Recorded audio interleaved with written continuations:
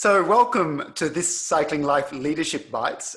Today I'm with my co-host Michael Rogers, and we're interviewing Daryl and Alexandra Impey.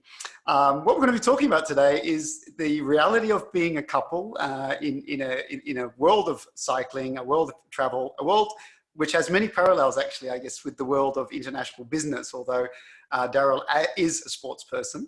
Many of the, I guess, challenges that he and Alexandra face are relevant for those of us who also travel and try to balance the reality of work, family and life. So welcome, Daryl and Alexandra. Wonderful to have you here. And actually what I'd probably like to do is just hand over to Mick to start off with our questions.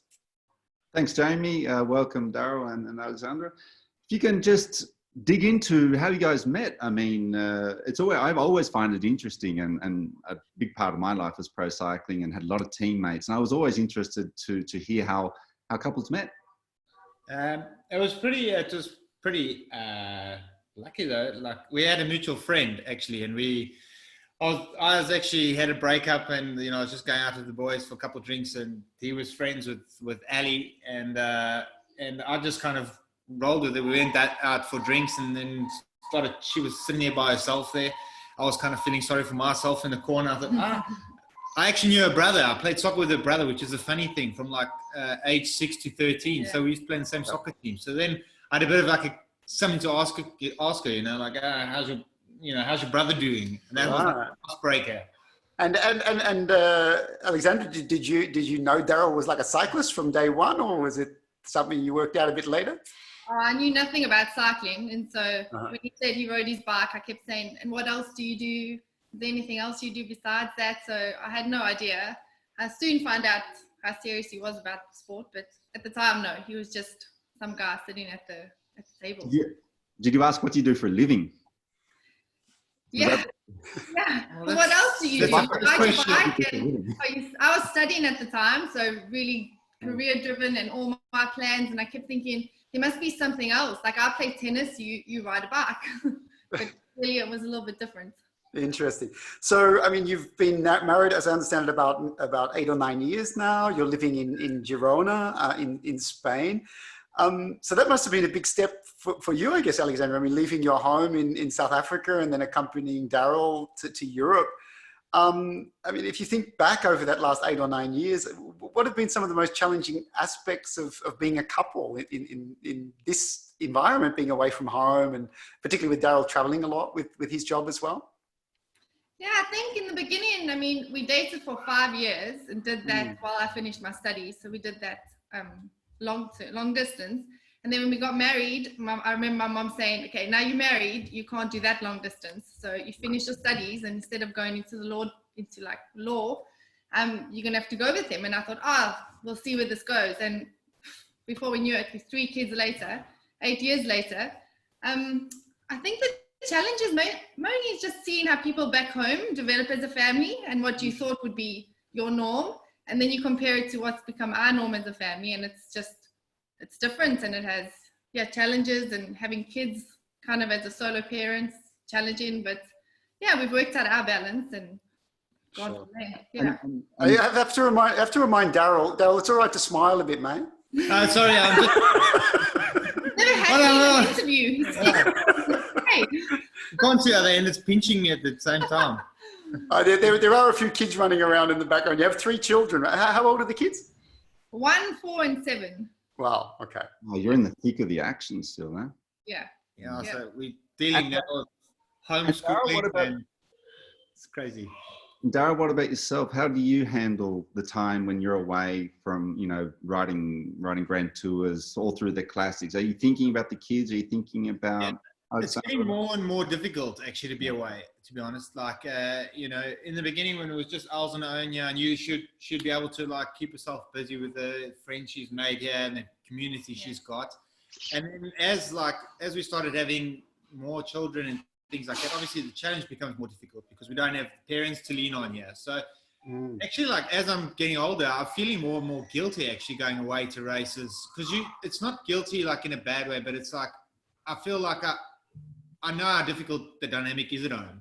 Yeah. And I think it's putting a lot of pressure on the family life. Like, you know, you've only got so much patience as a mom.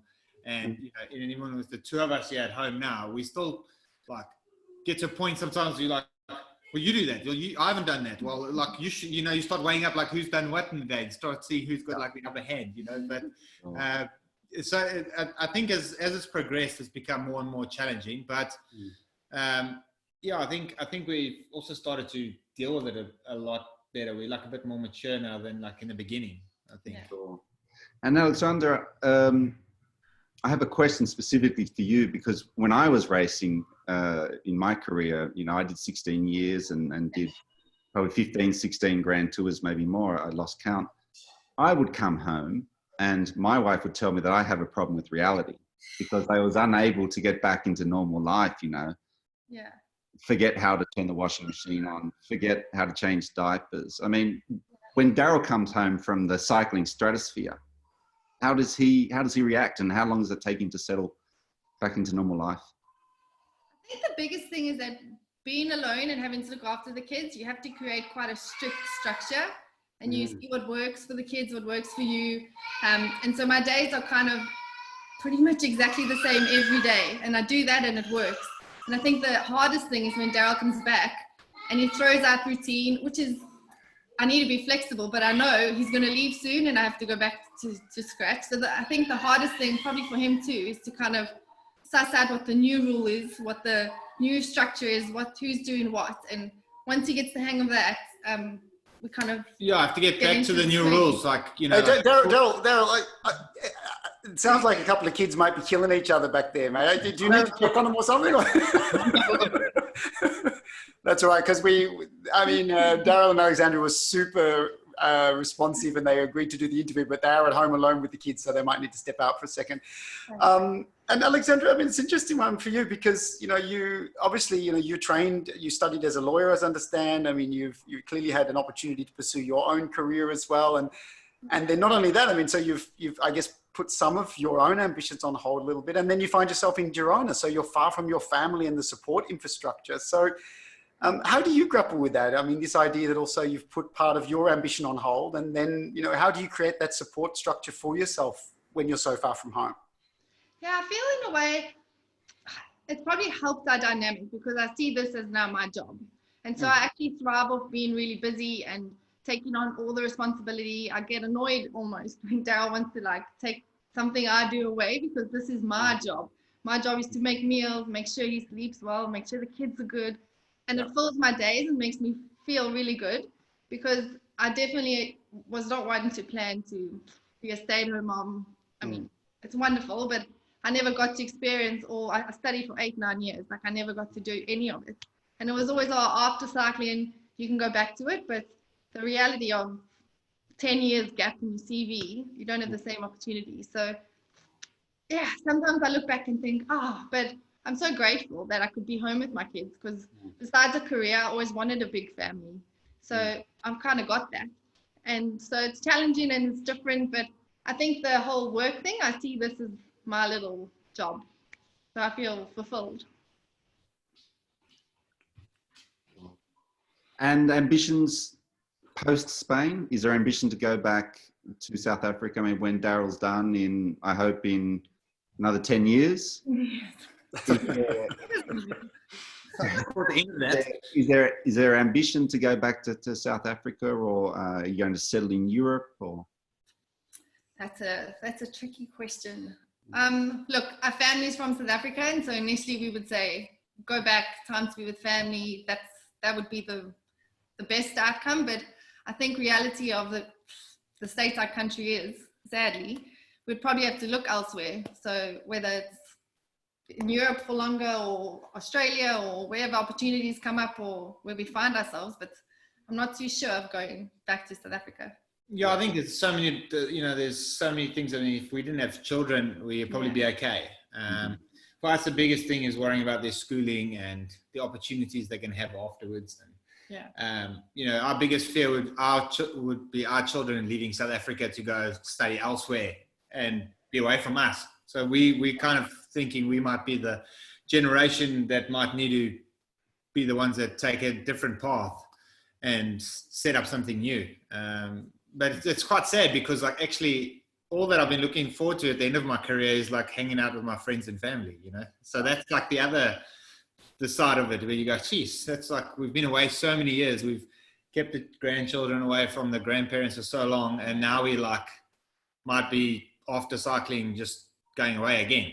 It's, it's a big... I guess life is long, right? So there's always, I'm an Australian, mixed Australian, so we can understand and relate to you completely. I left home 25 years ago, and Mick has been away for more than half of his life. However, I think we still feel a real attachment to home. We do visit home on a regular basis. And certainly my wife and I have also talked about that when our kids are older, that we may go home to live and spend more time in Australia. So it's always keeping that long-term perspective there. But I've got a very practical question for you, Alexandra, because, Mick talked about, sometimes Daryl coming back from a grand tour or something, but also, like as an athlete, we train quite a lot. And sometimes that we get tired and grumpy.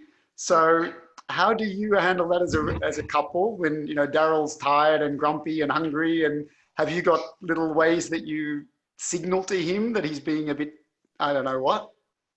I think we've had some years of practice. So I've worked it out that he kind of tries to be a hero with everything. So he'll want to come home and my 7-year-old will say, are you ready to play soccer? And Daryl will go, yeah, I am. And he'll do it. And then the next one will say, are you ready to do this? And then he'll say, yes, because he feels bad and guilty. So I've kind of worked it out that in order to get through the day without him getting grumpy, is he'll come back from a big ride and I'll say, I'm just taking the kids to the park. Like we've planned a play date, or give him just that moment to recover and catch his breath. And that kind of stops the guilt, the grumpiness from coming.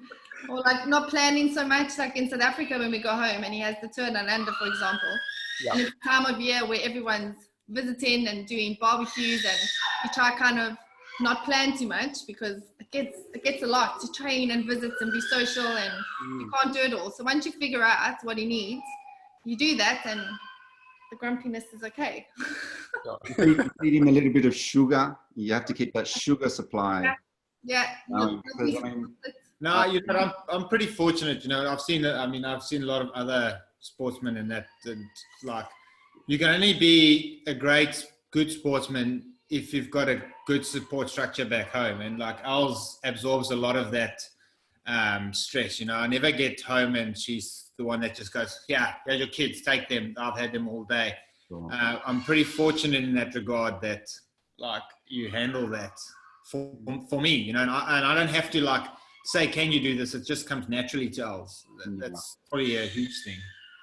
And Daryl, that's a really interesting one, because I mean, as a pro cyclist, and when you're performing well, such as you have in the last years, you get to tell that story that, growing up in South Africa and trying to break into the cycling scene and basically, wading through shite to get there. But the truth is that, behind a great cyclist is always a great partner. And I can almost guarantee you that Alexandra has almost probably waded through more shite than you have to get here. And that's not a story that gets told a lot. No, definitely. I think, there's been probably, even a lot of the times I've spoken to her during a race, say like Tour de France is 3 weeks or 4 weeks, and I can hear things are just getting too much. The kids are at home, it's holidays now, they're not in school. And I can hear when she's putting on the brave face, she doesn't want to break down, and then her mom will say, no, I spoke to Al, she was in tears, So I think she puts on a big, strong front as well, like if I'm riding an important race or doing something important. So, and it's probably the right thing to do in that moment, but afterwards, then I think, geez, shame, she like went through this whole thing without telling me, So that's also like makes it difficult. Like after the turn, you think, geez, so how many days were you so upset that you had to phone your mom and like you were in tears? And she's like, nearly every day. And you're like, geez. And then I am in the Tour de France just moaning about my sore legs, but it's such a different world, It's like. Jamie. Yes, Daryl. I think we have. Yes, Mick. Sorry. I think we have a career in marriage counselling. I'm with you. I'm taking notes. I'm leaning towards Daryl after what he said. No, but actually, I think it's very nice, Daryl, because I'll make me dinner tonight, guys.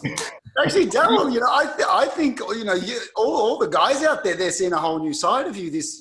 Because actually, what I'm hearing from you actually is that, actually from both of you, is that there seems to be a high degree of empathy in your relationship. That actually what you've been explaining to us is it's not always spoken, but it seems that you're often observing each other, or, really, really being tuned into each other's emotions and feelings. And that for me sounds quite special. So, what advice would you give to other couples? So if you were meeting a young, couple from South Africa or Australia or Canada or somewhere, arriving in Gerona, like 9 years ago when you were newly married, what would be the advice the two of you would give to them to have a happy and stable relationship?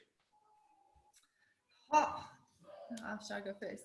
I would say, it took me a while to get the idea of the person who's traveling, whether it's for sport or for whatever reason, and the person who's left behind, you're kind of still an equal. So when I kind of got my head around the fact that I don't have to resent Daryl for going and living his dream and doing his thing, once we saw it as, if you see it as each doing your part in your relationship, and you feel that equality and you feel that fulfillment, I feel that's like a start for a couple if one's traveling for whatever work they do. So that would be probably my first advice. What would you say, Daryl, for your advice? For a young couple. A young couple. I think you've got. We brought a guest. I think you've got to be able to, as a young couple, I think you've actually got to be able to understand that you're going to give people the chance to grow and let them also make their own decisions. I've never put the pressure on Els to listen, I'm going to Europe, you have to be there. Your career, you must give up your career. I've always let her make up her decision.